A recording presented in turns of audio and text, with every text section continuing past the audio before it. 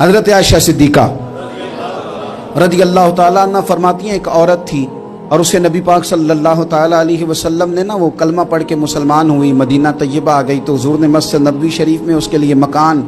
ایک سادہ سا کمرہ ساتھ مسجد کے بنوا دیا، وہیں رہنے لگی۔ اکثر وہ سیدہ طیبہ کے پاس آتی تو حضرت عائشہ صدیقہ رضی اللہ تعالیٰ عنہ فرماتی ہیں وہ بڑی باتیں سناتی اور آخر میں کہتی وہ ہار والا دن بھی بڑا عجیب دن تھا اور میرے رب کی قدرتوں کا دن تھا، وہ بھی بڑا عجیب دن تھا۔ سیدہ عائشہ صدیقہ رضی اللہ تعالیٰ عنہ ایک دن فرمانے لگی کہ تو ہار والے دن کا بڑا ذکر کرتی ہے، وہ کیا دن تھا؟ تو خاتون کہنے لگی اماں جی وہ دن تھا جب میرے رب پر بھروسہ اور مضبوط ہو گیا، جس دن میرا اپنے رب پر توکل اور بڑھا، میرے ایمان میں یقین میں اور پختگی آئی۔ کہنے لگی میں ایک گھر کی کنیز تھی، نوکرانی تھی،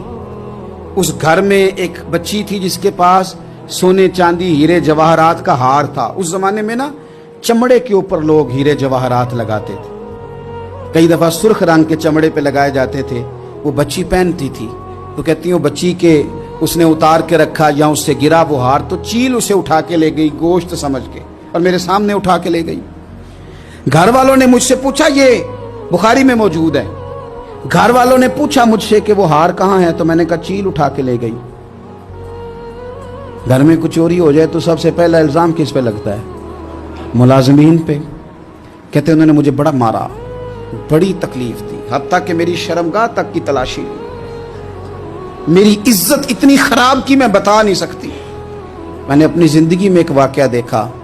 ایک امیر گھر میں چوری ہو گئی، ملازم کو اتنا مارا کہ وہ چارپائی پہ پڑ گیا، پولیس والوں سے اتنی مار پروائی گئی کہ وہ بیچارہ چارپائی پہ پڑ گیا اور پھر وہ اتنا بیمار ہوا اور کچھ دنوں کے بعد پتہ چل گیا کہ چور تو اپنا بیٹا ہے ان کا، پھر اس کا انتقال ہو گیا۔ اب وہ سیٹھ صاحب اور گھر والے آ کے مرنے والے کے کان میں معافیاں مانگ رہے ہیں، کان میں۔ تو میں نے ان سے پھر کہا تھا کہ یہ تو اب چلا گیا ہے، تمہارا زور چلتا تھا تو تم نے قانون خریدا اور تم نے اسے جتنا ہو سکا تم نے اسے مار پڑوائی، تمہارے پاس جو عدالتیں تھی تم نے وہاں کاروائی کی، اب ایک عدالت قیامت کے دن لگے گی۔ یہ کمزور تھا کچھ کر نہیں سکا۔ میرے نبی پاک صلی اللہ علیہ وسلم نے فرمایا سن لو، اگر سینگ والی بکری نے بغیر سینگ والی بکری کو تکلیف دی ہوگی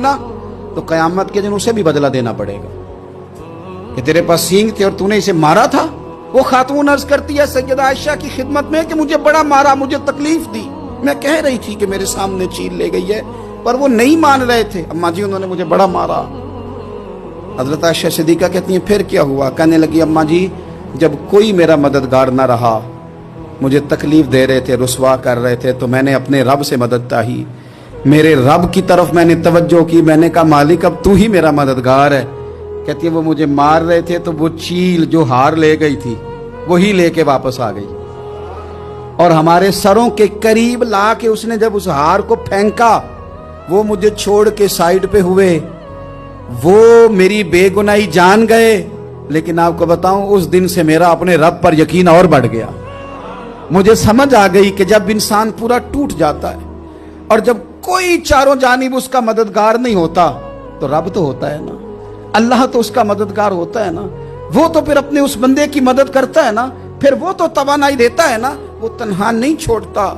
وہ تو آنسوؤں والوں کے آنسوؤں پہ بڑا کرم فرماتا ہے، وہ تو قسم پور